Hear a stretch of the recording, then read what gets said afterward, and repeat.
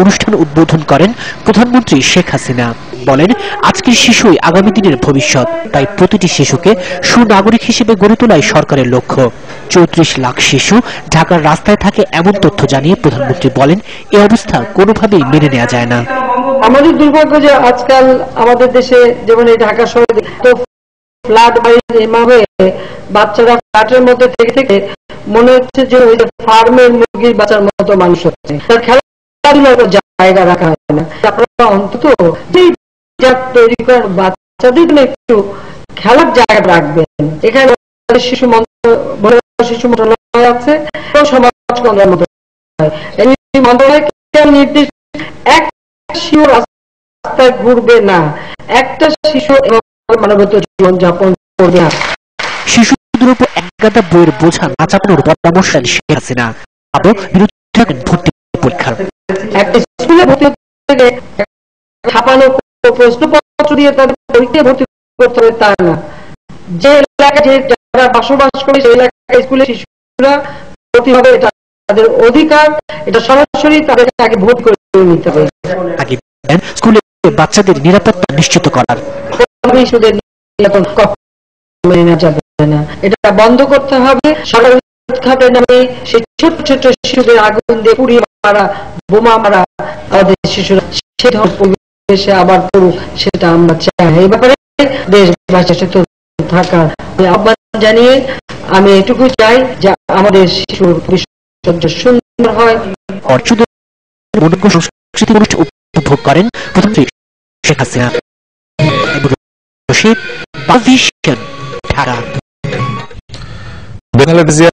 অবস্থান করে দেশে দেশি নাগরিক হত্যা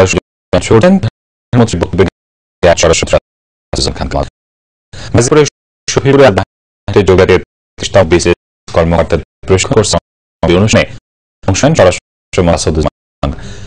তিনি যে জায়গায় ১,০০০ বেশি বিদেশি নাগরিক রয়েছে, যাদের সামনে হয়ে গেলেও দূতাবাস দিচ্ছে না।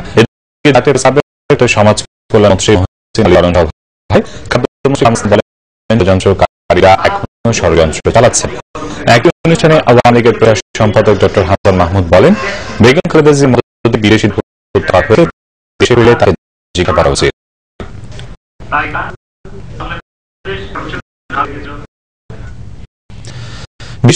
বেগম জিয়াকে জড়িয়ে প্রধানমন্ত্রীর বক্তব্য প্রত্যাখ্যান করে তীব্র নিন্দার প্রতিবাদ জানিয়েছেন। প্রধানমন্ত্রীর বক্তব্য দুঃখজনক উদ্ভট, এরকম অভিযোগ তদন্তকে প্রভাবিত করে। প্রতিপক্ষকে ঘায়েল করতে প্রধানমন্ত্রী এমন রাজনৈতিক শিষ্টাচার বহির্ভূত বক্তব্য দিন বলে মন্তব্য করেন তারা। বেগম খালেদা জিয়া দেশের বিরুদ্ধে নতুন ষড়যন্ত্র করছেন বলে শনিবার অভিযোগ শেখ হাসিনা নয়াপল্টনে কেন্দ্রীয় কার্যালয়ে সংবাদ সম্মেলনে প্রধানমন্ত্রী এমন বক্তব্যের তীব্র প্রতিবাদ জানান বিএনপির মুখপাত্র ডক্টর আসাদুজ্জামান প্রধান। মাননীয় প্রধানমন্ত্রীর এই পর্যবেক্ষণকে, এই অভিযোগটা আমরা প্রত্যাখ্যান করছি, প্রতিবাদ করছি, নিন্দা করছি।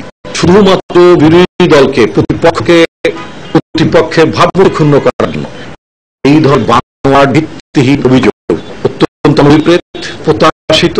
সরকার শীর্ষ পর্যায় থেকে সরকার শীর্ষ ব্যক্তি যখন এই ধরনের অভিযোগ করেন, তখন তদন্ত স্বাভাবিক পথে এগোতে দেয় না। এই ঘটনা যারা বাংলাদেশ স্থিতিশীল করতে চায়, আসলে তাদের শক্তিশালী করবে। এদিকে নয়াপল্টনের কেন্দ্রীয় কার্যালয়ে জাতীয় মুক্তিযুদ্ধকারী নেতাকর্মীদের সাথে মত বিনিময় করেন বিএনপির ভারপ্রাপ্ত মহাসচিব মির্জা ফখরুল ইসলাম আলমগীর। সময় গণতান্ত্রিক লড়াইয়ে ঐক্যবদ্ধ হতে সর্বদা আহ্বান জানান তিনি।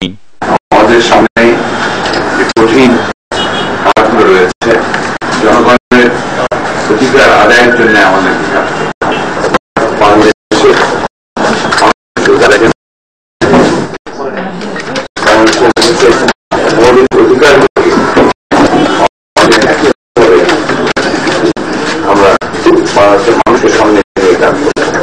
অবিলম্বে বন্দী নেতাদের মুক্তির দাবি জানান বিএনপির ভারপ্রাপ্ত মহাসচিব। জাহাঙ্গীর আকন্দ, বাংলাভিশন, ঢাকা। আওয়ামী লীগ কখন ক্ষমতা থাকবে, জনগণ সেই অপেক্ষায় বলেছেন সাবেক রাষ্ট্রপতি এইচ.এম. এরশাদ। দেশ বর্তমানে চরম সংকটে মন্তব্য করে এই সংকট সমাধানে জাতীয় সরকার গঠনের আহ্বান জানিয়েছেন সাবেক আরেক রাষ্ট্রপতি অধ্যাপক বদরুদ্দোজা চৌধুরী। রাজধানীতে আলাদা অনুষ্ঠানে তারা এসব কথা বলেন। জাতীয় পার্টির বনানী কার্যালয়ে এক প্রতিনিধি সম্মেলনে দলের চেয়ারম্যান হোসেন মোহাম্মদ এরশাদ বলেন, দেশে এখন চলছে প্রাণহীন গণতন্ত্র। নিরাপত্তাহীনতার কারণে বিদেশিরা বাংলাদেশে রেড অ্যালার্ট করেছে। প্রশ্নপত্র ফাঁস সহ সব জায়গায় সরকারের হস্তক্ষেপের কারণে দ্বিধাশূন্য হয়ে পড়ে বলে মন্তব্য করেন। মানুষ সবাই অপেক্ষা করছে আমি চলে যাবো। কত বড় দেশের জন্য কত ছোট হয়েছে আমাদের দেশ। কিছু মানুষের সেক্টরের লোক বাইরে আসছে না, তারা বলছে এত দলীয়করণ রাষ্ট্রপতি এদিকে বাড়িধারার ভাষায় 85তম জন্মদিন পালন হয় আরেক সাবেক রাষ্ট্রপতি বিকল্পধারা প্রেসিডেন্ট অধ্যাপক ডাক্তার AQM বদরুদ্দোজা চৌধুরী। এ উপলক্ষে আয়োজিত অনুষ্ঠানে বর্তমান সংসদকে অনির্বাচিত মন্তব্য করে তিনি এর আগের নবম সংসদকে সকল দলের প্রতিনিধি নিয়ে একটি জাতীয় সরকার গঠনের আহ্বান জানান। তিনি যদি প্রথম রাত্রে করে দেন এর জন্য বিএনপি এবং জামায়াত দায়ী, তাহলে পালন করতে হবে, দায়িত্ব করতে হবে। সোজাসুজি আমি যেটা প্রস্তাব করছিলাম, বাংলাদেশের সংকটজনক অবস্থায় ভালো ভালো মানুষ আছেন, দেশের কথা ভাবেন, সেই ধরনের মানুষকে নিয়ে জাতীয় সরকার গঠন করা হবে।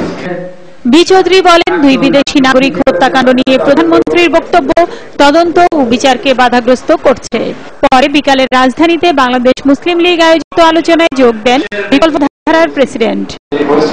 নাসরিন গীতি, বাংলা ভিশন, ঢাকা।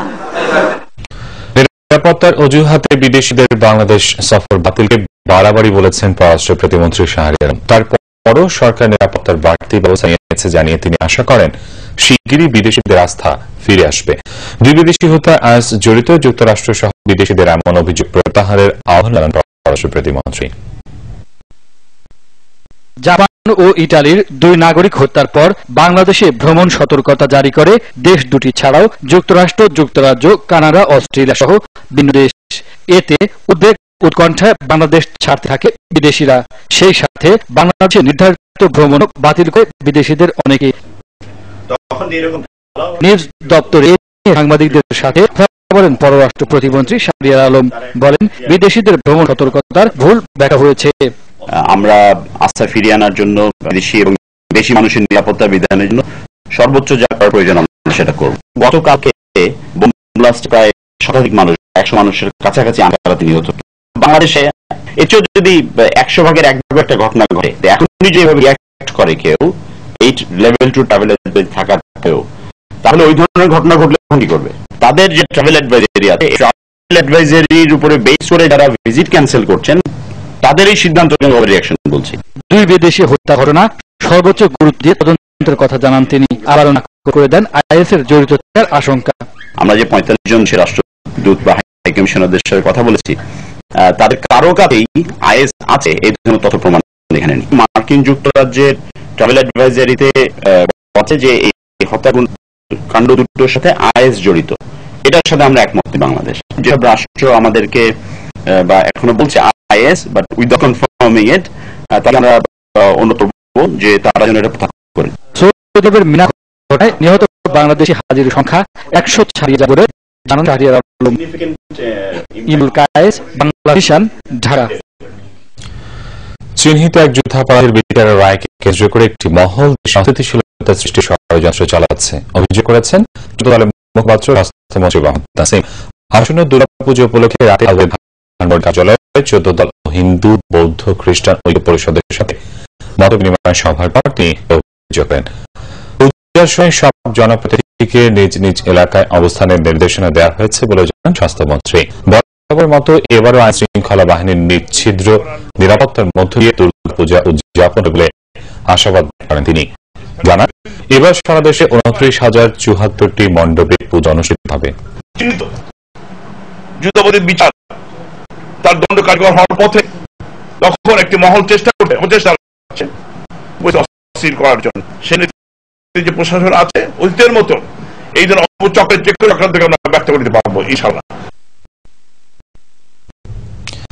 এদিকে জঙ্গিবাদের পক্ষ বিপক্ষের মধ্যপন্থা থেকে সরে আসতে আওয়ামী লীগ নেতাদের প্রতি আহ্বান জানিয়েছেন বাসদ সভাপতি তথ্যমন্ত্রী হাসানুল হকিম। বিকেলে ডিসি জহির রায়হান মিলনায়তনে ভোলাত জায়নারে চলচ্চিত্রের প্রিমিয়ার শোর উদ্বোধন অনুষ্ঠানে একথা বলেন তথ্যমন্ত্রী। তিনি বলেন, মধ্যপন্থীরা একসময় কচু কাটা হয়ে যাবে। দেশের বিরুদ্ধে যুদ্ধ রয়েছে মন্তব্য করে এই যুদ্ধে নিজেদের অবস্থান স্পষ্ট করতে রাজনৈতিক নেতাদের প্রতি আহ্বান জানান হাসানুল হকিম। কিন্তু যুদ্ধের ভিতরে মাঝখানে জায়গা থাকে না ভাই, যুদ্ধের ভিতরে ইস্পার উস্পার, যারা মাঝখান দিয়ে থাকে তারাও কচু কাটা হয়ে যাবে। আমি বলি গলা ছেড়ে কাটেন না কেন? সাম্প্রদায়িকতা সাম্প্রদায়িকতা বলেন, সাম্প্রদায়িকতার তালিকা নামটা বলেন, আসলের নাম বলেন, সাম্প্রদায়িকতা ধ্বংস করো, মাথার উপর দিয়ে গাড়ি চলে গেল। দেশে অবস্থানরত বিদেশি নাগরিকদের নিরাপত্তা নিশ্চিত করতে আইন শৃঙ্খলা বাহিনীর সর্বোচ্চ নজরদারি বহাল আছে বলে জানিয়েছেন পুলিশের মহাপরিদর্শক একেএম শহীদুল হক। রবিবার সকালে রাজধানী মহাখালীতে ব্র্যাক সেন্টারে অনুষ্ঠিত এক অনুষ্ঠান শেষে তিনি সাংবাদিকদের এসব কথা বলেন। আইজিপি বলেন, কূটনৈতিক পাড়ায় আইন শৃঙ্খলা বাহিনীর তৎপরতা বাড়ানো হয়েছে। বিদেশিরা এদেশে যথেষ্ট নিরাপদ আছে বলে দাবি করেন শহীদুল হক। দুই বিদেশি নাগরিক হত্যাকাণ্ডের তদন্ত সর্বোচ্চ গুরুত্ব করা হচ্ছে বলে জানান স্বরাষ্ট্রমন্ত্রী। তবে এসব হত্যার মোটিভ এখনও উদ্ঘাটন করতে না পারার বিষয়টি স্বীকার করে আইজিপি বলেন, খুব দ্রুত রহস্য উন্মোচন করা হবে। নতুন কার্যকর হওয়া বাস ভাড়া নিয়ে চলছে নৈরাজ্য। সরকার প্রতি কিলোমিটারে 10 পয়সা ভাড়া বৃদ্ধি করলেও এর 10 গুণ বেশি আদায় করা হচ্ছে বলে অভিযোগ করেছেন যাত্রীরা। আবার কার্যকর হওয়া ভাড়ার তালিকাও নেই অধিকাংশ বাসে। যাত্রী কল্যাণ সমিতি বলছে, শুধু ভাড়া বৃদ্ধি করেই দায় ছেড়েছে সরকার, মনিটরিং এর কোনো